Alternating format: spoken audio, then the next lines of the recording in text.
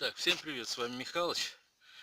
Друзья мои, у меня вот стала стучать задняя подвеска. Конкретно обнаружил, что разбился сальник вот в этом амортизаторе, вот внутри. Все, это я уже установил заново. Что я ставил, друзья мои? Я ставил... Вот такие вот резинки, это от Волги, в амортизаторах, в задних тоже стоят. Их ставятся две штучки навстречу друг другу. Вот этими узкими сторонами друг навстречу. Вот так это будет выглядеть с этой стороны, и с той стороны такая же вот резинка. Они будут торчать. Вот. Вот что у меня было с моим амортизатором. Вот то, что я отсюда вытащил. Вот видите, тут она, втулка вся вылезла, раздолбилась. Просто монтажкой выбил. И резинку вот эту вот выбил сначала, железку саму. Потом резинку выковырнул отверткой.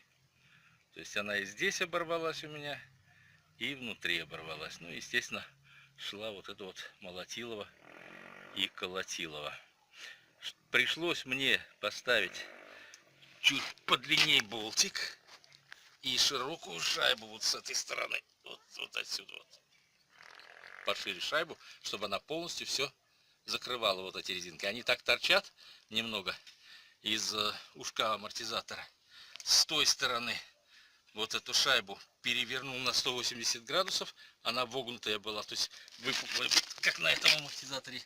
Видите, то есть они чашечкой вовнутрь, а я перевернул чашечкой наружу, чтобы она как бы обхватывала вот так вот то, что я вставил, эту саму резинку, обхватывала и ее туда, не давала ей развальцовываться, разжиматься. Все затянулось очень хорошо.